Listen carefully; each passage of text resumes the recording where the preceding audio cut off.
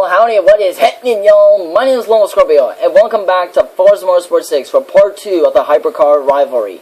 Up next, from Britain, the 2013 McLaren P1. This thing, I love this thing. I absolutely love this car. And by the way, the main thing y'all don't even know about this car is that y'all think that this car is made from metal and aluminum, but it's not. This car, believe it or not, this car is made from carbon fiber. And if you actually look on the parts of the bumper and the wheels and the mirrors in the interior, this car, the entire exterior and interior is all made from carbon fiber, which makes it one of the lightest hypercars ever made. So without further ado, let's take it to its home. Well, it's not really its home, but it's a place of where I think is perfect to test this car. It's Silverstone, and I'll see y'all on Silverstone.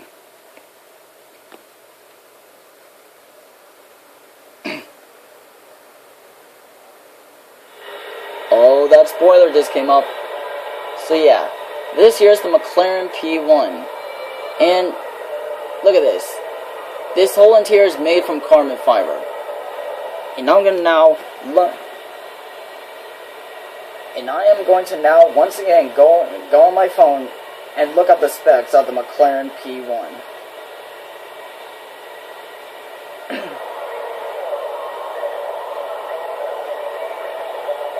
So the McLaren P1 has a 3.8 liter twin turbo charged MA38 TQ V8 with a McLaren electric ECU motor, which has a combined average of 903 horsepower and 722 pounds-feet of torque, and a top speed of 228 miles an hour. See, that was my phone, and now get ready to hear the roar of this electric V8.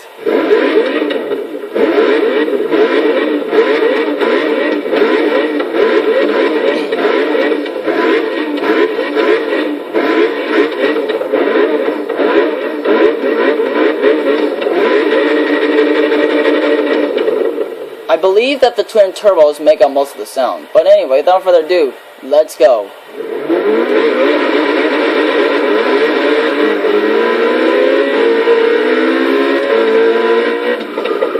Oh my god, look at that spoiler. That is so cool.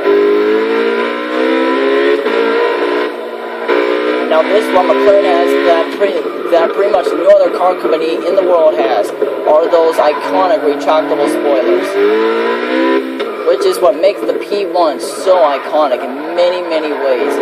Except that the McLaren P1, except that this thing, believe it or not, this thing was actually in production only from October 2013 until December 10th of 2015. So yeah, this thing has recently just ended production like three to 4 months ago. Just ended production. And only 375 cars, only 375 of these cars are made. And this car was only sold for $1,150,000, making it one of the most expensive hypercars ever made at that time. But that spoiler, that is one of the most iconic features on the P1, of which McLaren has been keeping this retractable spoiler technology since the McLaren P1's predecessor in 1991, the iconic F1, of which I do have a video of it that I uploaded like many weeks ago, and but that was of the McLaren F1 GT, which came out in 1997. But this thing is like the more buffed up and more modernized version of the F1. And oh my god, imagine if there was a McLaren F2. And since we are on the P1, there was actually a racing version of the P1 called the 2014 McLaren P1 GTR, which that thing is in famous races like well, I'm actually not sure what famous races are in Britain or in England or somewhere, because I'm not really into those kind of racing. Well, I'm into cars like this, but I'm not really but in terms of race cars, just not into those kind of races, except that I am familiar with the 24 Hours of Le Mans, of which McLaren has won, I think, like 10 times.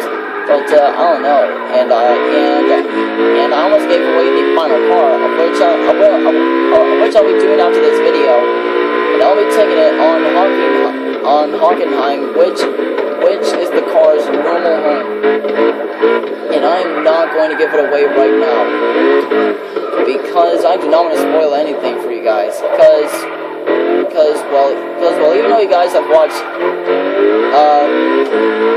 EK Drifter 458 and Tom Ken Nice and Andy Gaming and Black Panther's videos on those three cars, then y'all probably know what I'm talking about, but I do not want to spoil it for y'all, so yeah, no spoilers, hashtag no spoilers.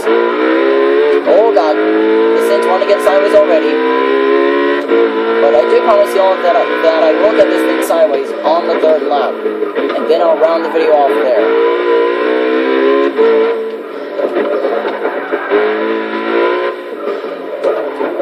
Oh, wrong way.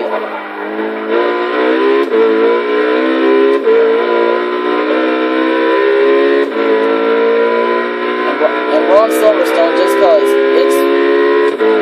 it's in the home country of the McLaren P1, and McLaren is in the UK, aka in England.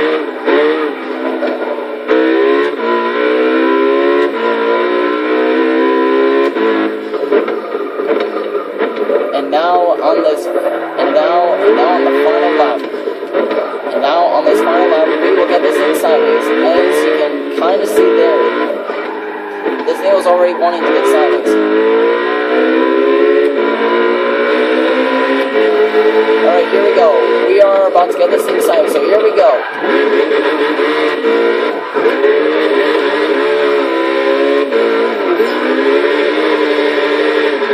Oh my god, this thing's actually easy to get sideways. It's actually kind of easy to get sideways.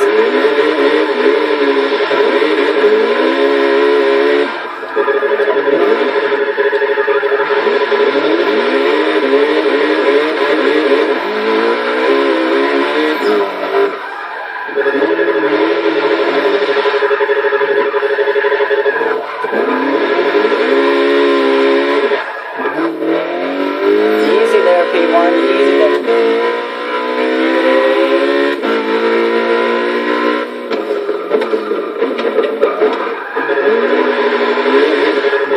Here we go.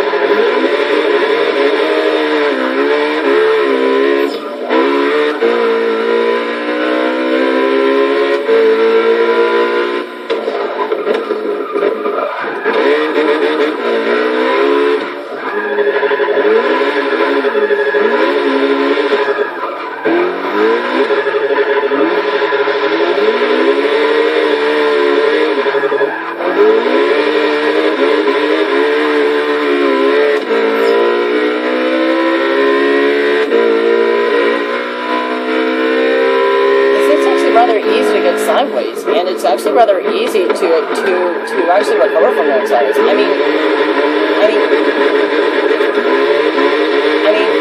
look at this.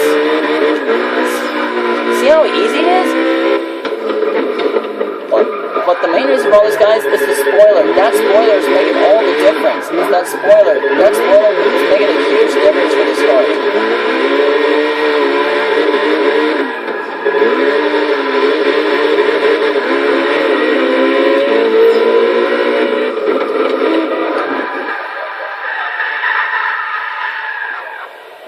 so that, guys, has been the McLaren P1. And by the way, before I run the video off here, there's actually something that I actually found out about the P1 that I've actually been wanting to show you guys. Is the materials that were actually used to make the car. Okay, so allow me to read this here. Okay, so the close-fitting nature of the layer bodywork draped over the P1's strong powertrain led to a need to integrate certain components. The metallic lurves directly above the engine, for example, double up as a heat shield and as such a rod of titanium. Simply put, McLaren squashed the body down so tightly that there wasn't room for both lurves and a heat shield. So two became one, using one of the only materials capable of doing the job. The entire rear section of the exhaust is also clad in gold foil, again in the interest of heat management, which is just as well given that race mode. The air exiting the car is only just shy of 1,000 degrees Celsius. Gordon Murray employed the same seemingly lavish yet technically justified trick on the P1's predecessor in 1992, the F1. On the subject of exotic materials, it almost goes without saying that the P1's body and interior is made entirely from carbon fiber. Over 207 components have been neatly merged into just 3 moldings: the frontal bodywork, a central monocoque structure, and a larger but surprisingly flexible piece of rear bodywork. All are incredibly light. The front and rear sections can be lifted with one hand. These carbon fiber panels serve as a poignant illustration of the depth of engineering McLaren has poured into the P1. When McLaren was sourcing materials for the project, the lightest carbon fiber on the market weighed 1.7 kilograms per square meter. Fast forward 3 years, and the P1's panels weigh 1.5 kilograms per square meter. It's the sort of commitment to a singular cause that you can't help but admire. Even more so if your business card says Ferrari SPA on it, one must imagine.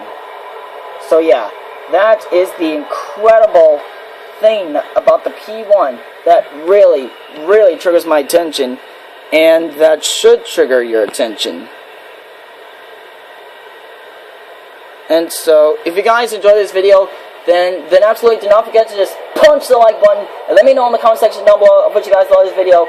And also, as always, leave suggestions of what other cars you want me to do, and I will see y'all in the next one. Talk to y'all later, and happy trails.